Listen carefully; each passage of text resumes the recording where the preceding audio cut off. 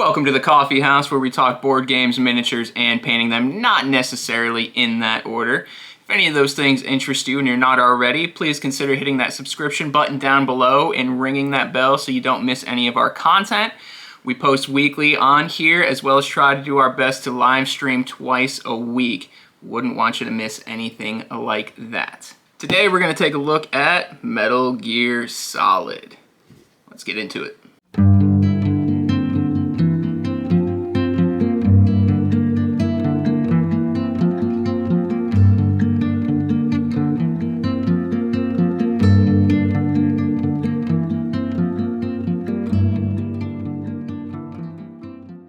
Metal Gear Solid is a cooperative 1 to 4 player stealth action game designed by Emerson Matsuuchi and published by CMON Games. Initially, it was brought to life under the IDW banner, but unfortunately, financial woes struck the company and it was canceled. Fortunately, CMON scooped it up and are bringing us this gem that you see here today. Was it worth them taking over? How well did they bring the video game to the tabletop?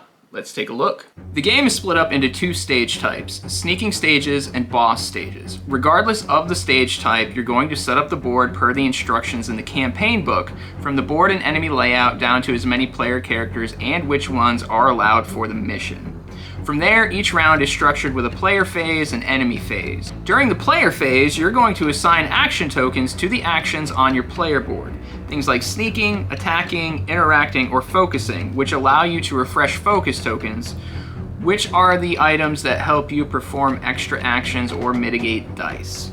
Certain actions make noise, such as dashing, dragging a body, or knocking. Anytime you perform an action that makes noise, at the end of your turn, you roll a white die for each noisy action you performed. If you roll an exclamation point, you drop a blue attention token where you are. This can be bad if you didn't want attention. Then from there, there's the enemy phase.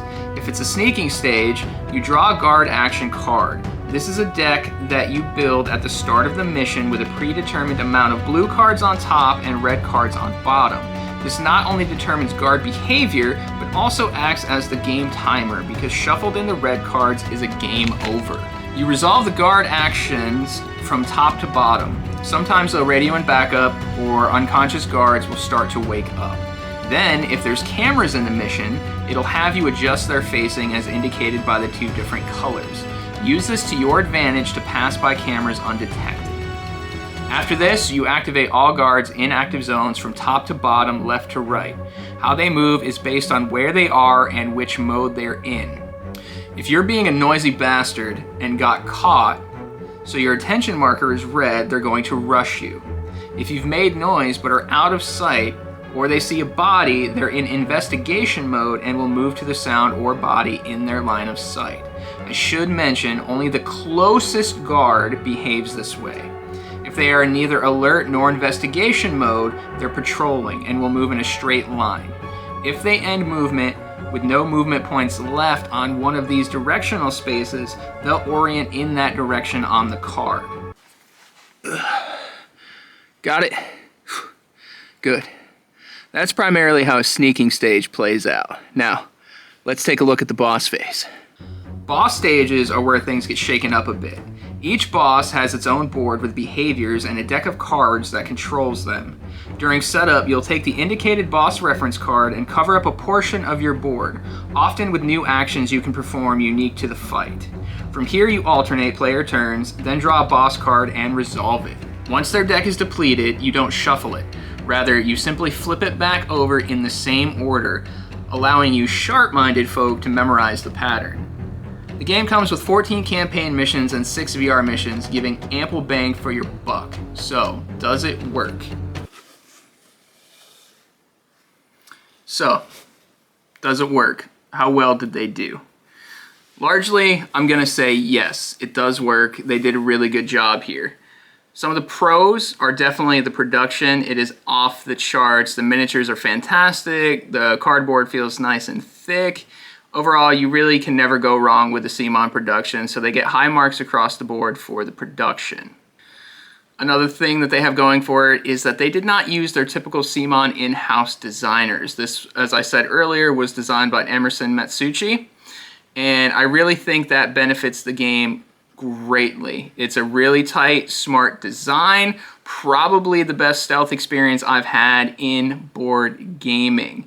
It's not the usual just they move in a straight line, or you roll dice to see if you're detected and you instantly fail. It's nothing like that. There's actual AI on the cards that behaves quite well once you learn, and we'll touch on that.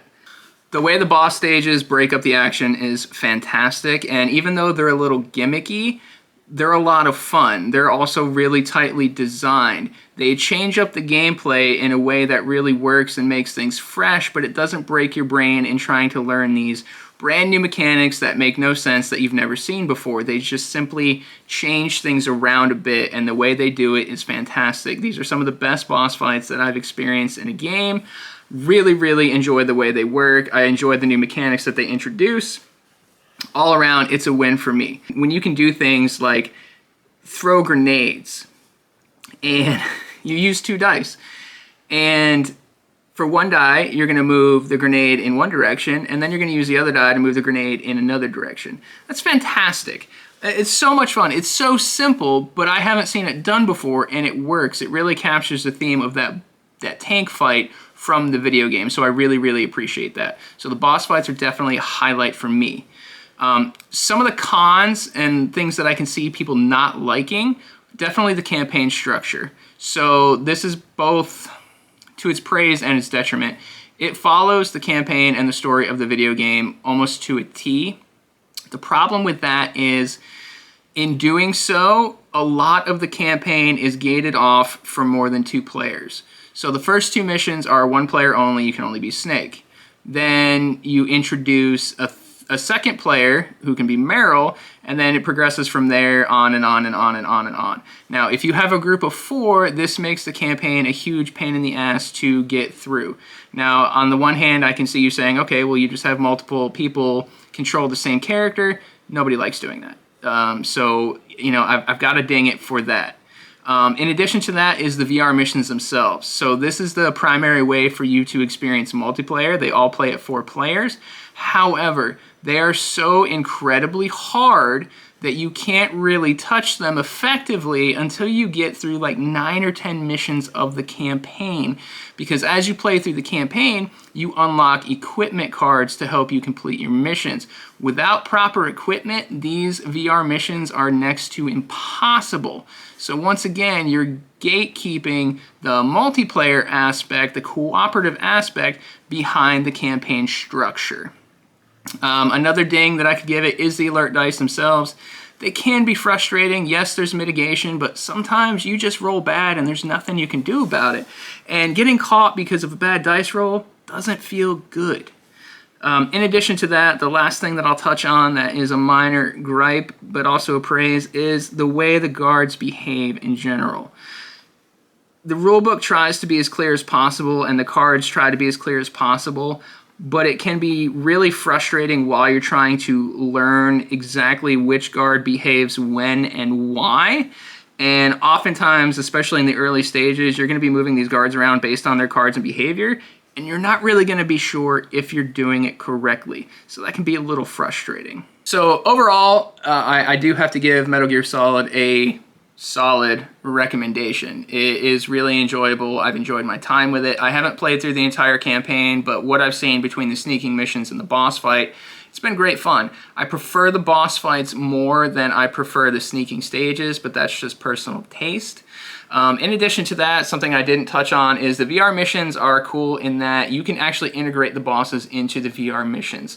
So there is a lot of replayability to be had in this game, but you have to kind of get through the campaign first. If you're willing to do that, I think you're going to have a great time. It's an excellent stealth system. You have a lot of options on how to approach your mission, how to complete your mission. There's a lot of mitigation. There's variety between the different types of sneaking stages and boss stages, and I just really think that Emerson, in particular, knocked this one out of the park. I'm glad that CMON stepped in and took the property over, and I'm looking forward to more designs from Emerson in the future. So if you come across it, I highly recommend picking up Metal Gear Solid. It's a great stealth game and definitely one of the better iterations of IP to tabletop.